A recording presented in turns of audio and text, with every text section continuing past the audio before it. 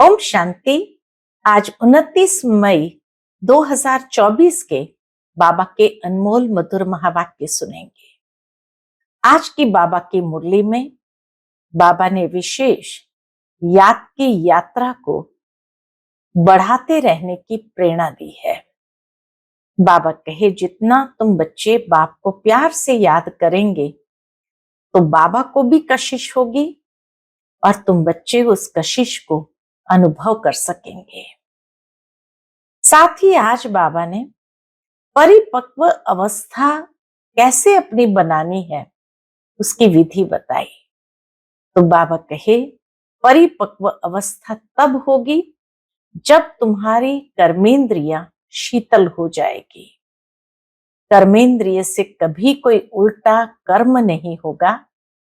अवस्था बड़ी अचल अडोल बन जाएंगी और 21 जन्मों के लिए कर्मेंद्रियां वश हो जाएंगी, या दूसरे शब्द में जिसको कहे कर्मेंद्रिया जीत सहज बन जाएंगे। उसके लिए बाबा कहे, बीच बीच में अपनी अवस्था की जांच करते रहो, नोट करने से सावधान रहेंगे। योग बल से ही कर्मेंद्रिय को वश करना है। तब बाबा कहे, योग से ही तुम्हारी अवस्था परिपक्व बनती जाएगी। तो सुनते हैं आज के बाबा के अनमोल मधुर महावाक्य। ओम शांति। मीठे बच्चे, याद से याद मिलती है। जो बच्चे प्यार से बाप को याद करते हैं उनकी कशिश बाप को भी होती है। आज की मुरली से प्रश्न है, तुम्हारे परिपक्व अवस्था की निशानी क्या है? उस अवस्था को पाने का पुरुषार्थ सुनाओ। उत्तर, जब तुम बच्चों की परिपक्व अवस्था होगी तो सब कर्मेंद्रियां शीतल हो जाएंगी।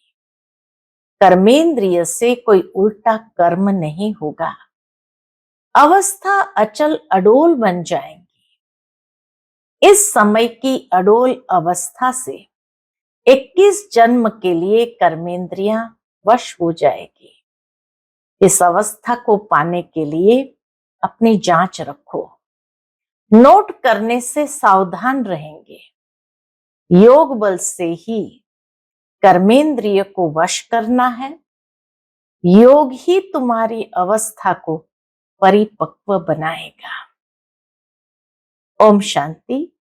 यह है याद की यात्रा।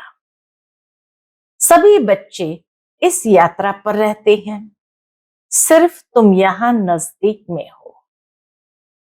जो जो जहां भी है बाप को याद करते हैं तो वो ऑटोमेटिकली नजदीक आ जाते हैं। जैसे चंद्रमा के आगे कोई सितारे बहुत नजदीक होते हैं, कोई बहुत चमकते हैं, कोई नजदीक कोई दूर भी होते हैं। देखने में आता है ये स्टार बहुत चमकता है, ये बहुत नजदीक है, ये तो चमकता ही नहीं है। आसमान में सितारों को देखो तो कोई तो बहुत चमकता है, कोई तो चमकता ही नहीं है। तुम्हारा भी गायन है। तुम हो ज्ञान और योग के सितारे। ज्ञान सूर्य मिला है बच्चों को।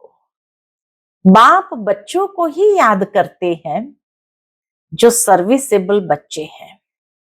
बाप है सर्वशक्तिमान, उस बाप को ही याद करते हैं तो याद से याद मिलती है। जहां जहां ऐसे सर्विसेबल बच्चे हैं, बाबा कहे जहां जहां ऐसे ऐसे सर्विसेबल बच्चे हैं तो ज्ञान सूर्य बाप भी उन्हों को याद करते हैं। बच्चे भी याद करते हैं। जो बच्चे याद नहीं करते उनको बाप भी याद नहीं करते, उनको बाप की याद भी नहीं पहुंचती है। याद से याद जरूर मिलती है। बच्चों को भी याद करना है। बच्चे पूछते हैं, बाबा आप हमको याद करते हैं? बाप कहते, क्यों नहीं। इस रीति बाप क्यों नहीं याद करते? जो जास्ती पवित्र है और बाप से बहुत प्यार है, तो कशिश भी ऐसे करते हैं। हरेक अपने से पूछे। बाबा कहे, जो जास्ती पवित्र है, बाप से बहुत प्यार है, तो कशिश भी ऐसे करते हैं। बाबा को भी कशिश होती है। हरेक अपने से पूछे कि हम कहां तक बाबा को याद करते हैं। एक की याद में रहने से फिर ये पुरानी दुनिया भूल जाती है। बाप को ही याद करते करते जाकर मिलते हैं। अब मिलने का समय आया हुआ है। ड्रामा का राज भी बाप ने समझाया है। बाप आते हैं, आकर बच्चों को अपना रूहानी बच्चा बनाते हैं। पतित से पावन कैसे बनो, सो सिखाते हैं। बाप तो एक ही है, उनको ही सब याद करते हैं, परंतु याद सबको नंबरवार अपने अपने पुरुषार्थ अनुसार मिलती है। याद तो सभी बाबा को करते हैं, परंतु बाबा कहे सब नंबरवार है। जितना बहुत याद करेंगे, वह जैसे कि सामने खड़े हैं। कर्मातीत अवस्था भी ऐसी होनी है। जितना याद करेंगे, कर्मेंद्रियां चंचल नहीं होगी। कर्मेंद्रियां चंचल बहुत होती है ना, इसको ही माया कहा जाता है। कर्मेंद्रिय से कुछ भी खराब कर्म न हो। यहाँ योग बल से कर्मेंद्रिय को वश करना है। वो लोग तो दवाइयों से वश करते हैं। दुनिया में तो लोग दवाइयों से वश करते हैं। यहाँ तो बाबा का योग बल से कर्मेंद्रिय को वश करना है।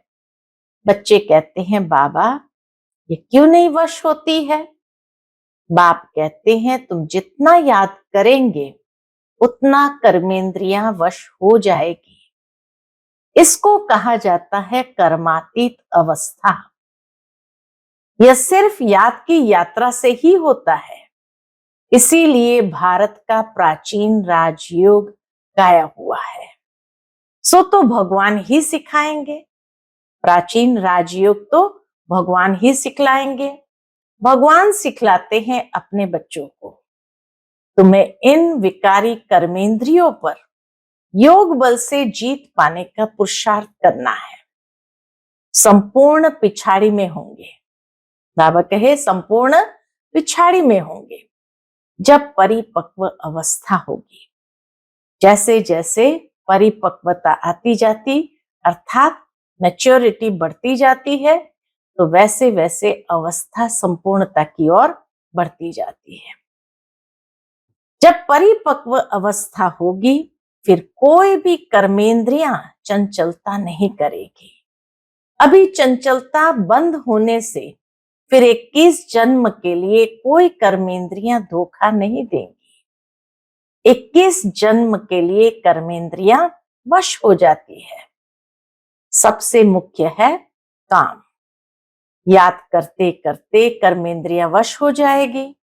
अभी कर्मेंद्रिय को वश करने से आधा कल्प के लिए इनाम मिलता है। वश नहीं कर सकते हैं तो फिर पाप रह जाता है। अगर कर्मेंद्रियां वश नहीं कर सकते हैं तो फिर पाप रह जाते हैं। तुम्हारे पाप योग बल से कटते जाएंगे। तुम पवित्र होते जाते हो। यह है नंबर 1 सब्जेक्ट। याद और पवित्रता दोनों एक दूसरे के साथी है। इसलिए बाबा कहे, तुम पवित्र होते जाते हो, योग बल से पाप कटते जाते हैं। यह है नंबर 1 सब्जेक्ट। बुलाते भी है पतित से पावन होने के लिए, तो बाप ही आकर पावन बनाते हैं। बाप ही नॉलेजफुल है। बाप कहते हैं, अपने को आत्मा समझो, बाप को याद करो। यह भी नॉलेज है। एक है योग की नॉलेज, दूसरी है 84 जन्म के चक्र की नॉलेज। दो नॉलेज है, एक योग की नॉलेज, दूसरा 84 जन्म के चक्र की नॉलेज। फिर उसमें दैवी गुण ऑटोमेटिकली मर्ज है। बच्चे जानते हैं हम मनुष्य से देवता बनते हैं, तो दैवी गुण भी जरूर धारण करने हैं। अपनी जांच करनी है, नोट करने से अपने ऊपर सावधान रहेंगे। अपनी जांच रखेंगे तो कोई भूल नहीं होगी। बाप खुद कहते हैं, मां में कम याद करो। तुमने ही मुझे बुलाया है, क्योंकि तुम जानते हो बाबा पतित पावन है। वह जब आते हैं तब ही ये डायरेक्शन देते हैं। अब इस डायरेक्शन पर अमल करना है आत्माओं को। तुम पाठ बजाते हो इस शरीर द्वारा, तो बाप को भी जरूर इस शरीर में आना पड़े। यह बहुत वंडरफुल बातें हैं। त्रिमूर्ति का चित्र कितना क्लियर है। ब्रह्मा तपस्या कर यह बनते हैं, फिर 84 जन्मों के बाद यह बनते हैं। यह भी बुद्धि में याद रहे कि हम ब्राह्मण सो देवता थे। फिर 84 का चक्र लगाया, अब फिर देवता बनने के लिए आए हैं। जब देवताओं की डिनेस्टी पूरी हो जाती है तो भक्ति मार्ग में भी बहुत प्रेम से उनको याद करते हैं। अब वह बाप तुमको यह पद पाने के लिए युक्ति बताते हैं। वह बाप आकर के ऊंचते ऊंच पद पाने के लिए युक्ति बताते हैं। याद भी बहुत सहज है, सिर्फ सोने का बर्तन चाहिए। जितना पुरुषार्थ करेंगे उतनी पॉइंट्स इमर्ज होगी। ज्ञान भी अच्छा सुनाते रहेंगे। समझेंगे जैसे कि बाबा हमारे में प्रवेश कर मुरली चला रहे हैं। बाबा भी बहुत मदद करते हैं। बाबा भी बहुत मदद करते हैं। औरों का भी कल्याण करना है, वह भी ड्रामा में नूंद है। एक सेकंड न मिले दूसरे से, टाइम पास होता जाता है। इतने वर्ष, इतने मास कैसे पास होते हैं। शुरू से लेकर टाइम पास होता आया है। ये सेकंड फिर 5000 वर्ष बाद रिपीट करेंगे। कितना बाबा को पक्का है। 5000 साल का चक्र, बाबा कहे ये सेकंड फिर 5000 वर्ष बाद रिपीट करेंगे। यह भी अच्छी रीति समझना है और बाप को याद करना है, जिससे विकर्म विनाश हो। और कोई उपाय नहीं है। इतना समय जो कुछ करते आए हो वह सब थी भक्ति। कहते भी है भक्ति का फल भगवान देंगे। क्या फल देंगे, कब और कैसे देते हैं, ये कुछ भी पता नहीं है। बाप जब फल देने के लिए आवे तब लेने वाले और देने वाले इकट्ठे हो। जब बाबा फल देने के लिए आवे तब लेने वाले और देने वाले इकट्ठे हो।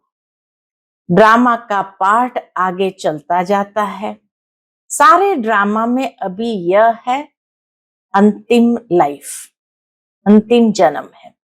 हो सकता है कोई शरीर भी छोड़ दे और कोई पार्ट बजाना है तो जन्म भी ले सकते हैं।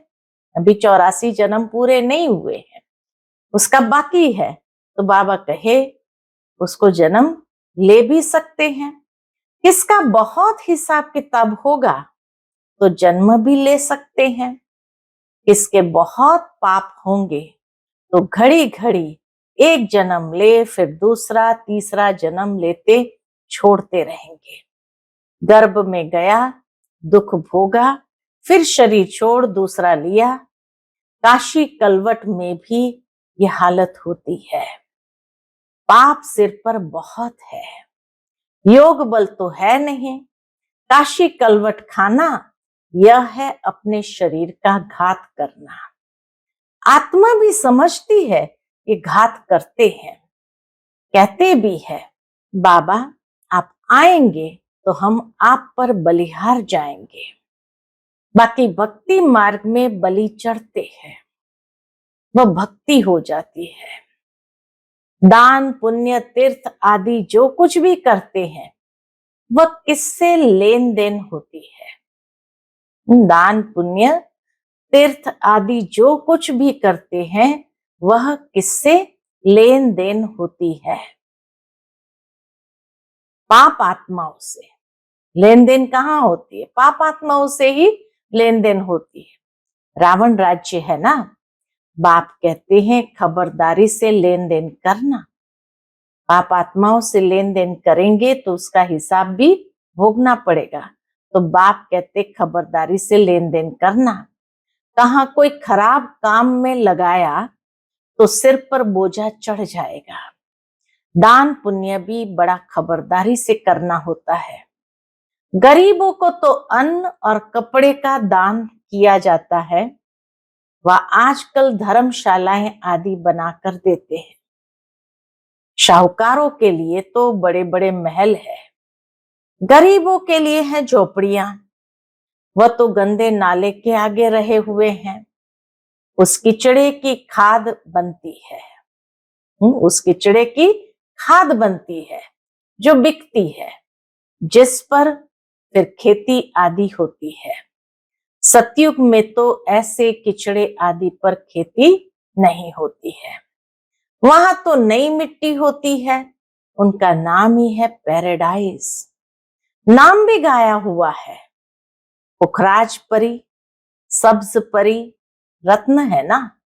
पैराडाइज में अच्छे अच्छे नाम भी दिए हुए हैं। पुखराज परी, सब्ज परी, रत्न है ना।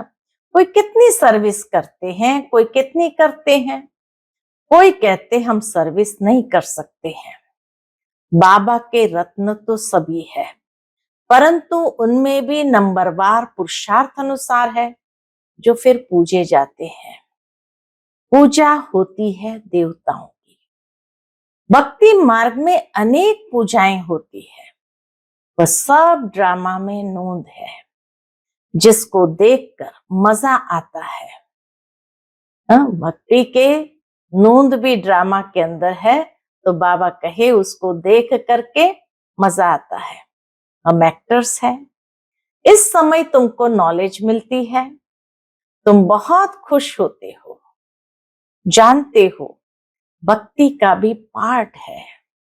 भक्ति में भी बड़े खुश होते हैं। गुरु ने कहा माला फेरो, बस उस खुशी में फेरते ही रहते हैं, समझ कुछ भी नहीं। शिव निराकार है, उनको भला दूध पानी आदि क्यों चढ़ाते हैं? मूर्तियों को भोग लगाते हैं, वो कोई खाती थोड़ी है। भक्ति का पेशगिरी, यानी भक्ति का विस्तार कितना बड़ा है। पेशगिर माना विस्तार कितना बड़ा है। भक्ति है झाड़, ज्ञान है बीज। रचता और रचना को सिवाय तुम बच्चों के और कोई नहीं जानते। कोई कोई बच्चे तो अपनी हड्डियां भी इस सर्विस में स्वाहा करने वाले हैं। तुमको कोई कहते हैं यह तुम्हारी कल्पना है। अरे यह तो वर्ल्ड की हिस्ट्री ज्योग्राफी रिपीट होती है, कल्पना रिपीट थोड़ी होती है। कल्पना कल्पना होती है, वो रिपीट थोड़ी होती है।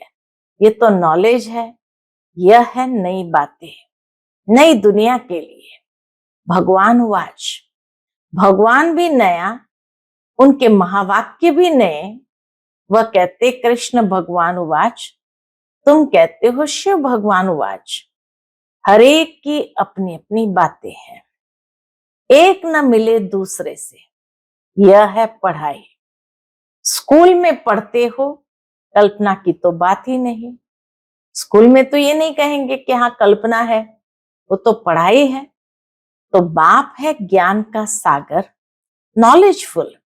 जबकि ऋषि मुनि भी कहते हैं हम रचता रचना को नहीं जानते हैं। उन्हों को ये नॉलेज कहाँ से मिले, जबकि आदि सनातन देवी देवता ही नहीं जानते। जिन्होंने जाना उन्होंने पद पाया।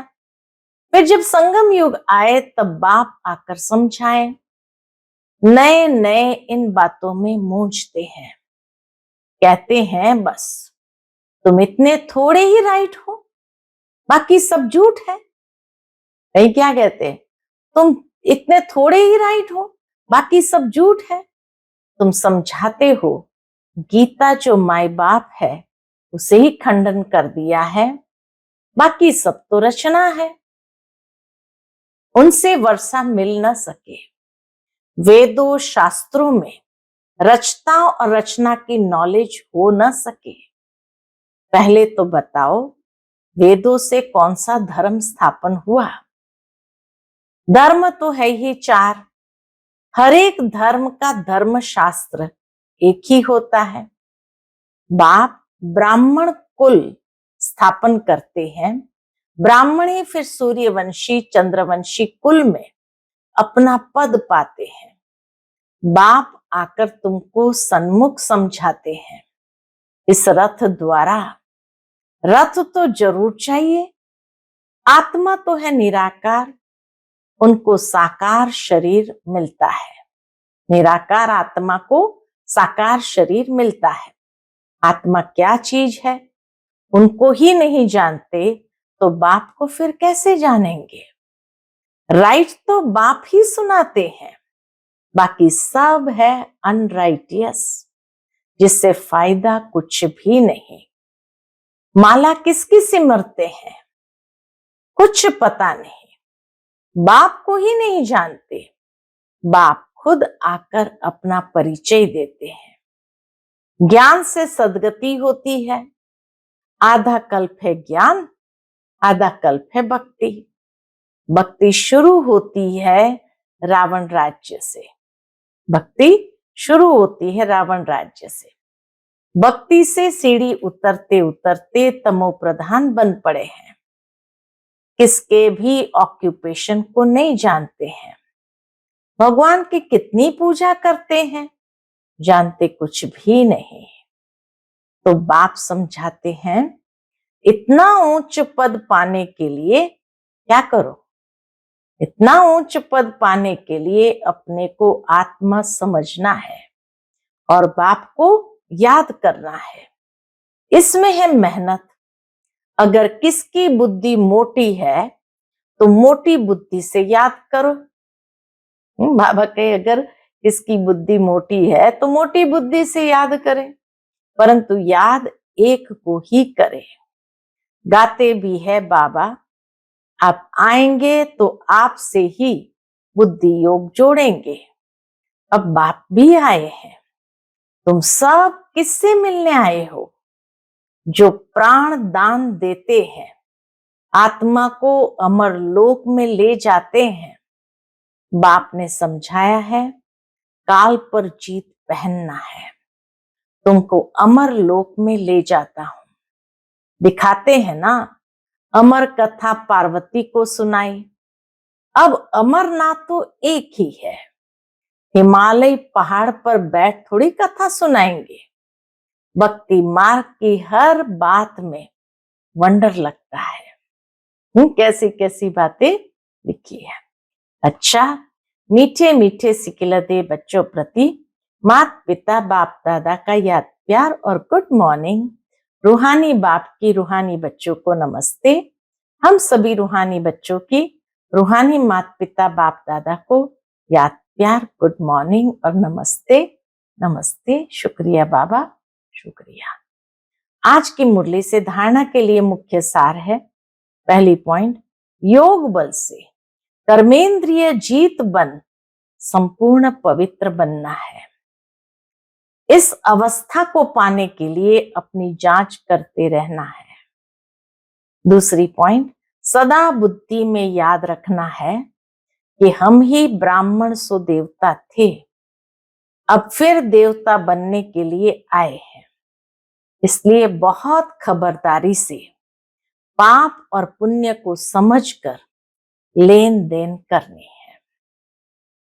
आज का बाप दादा का मधुर वरदान हम बच्चों के प्रति है, सर्व सत्ताओं को सहयोगी बनाए प्रत्यक्षता का पर्दा खोलने वाले सच्चे सेवाधारी भव।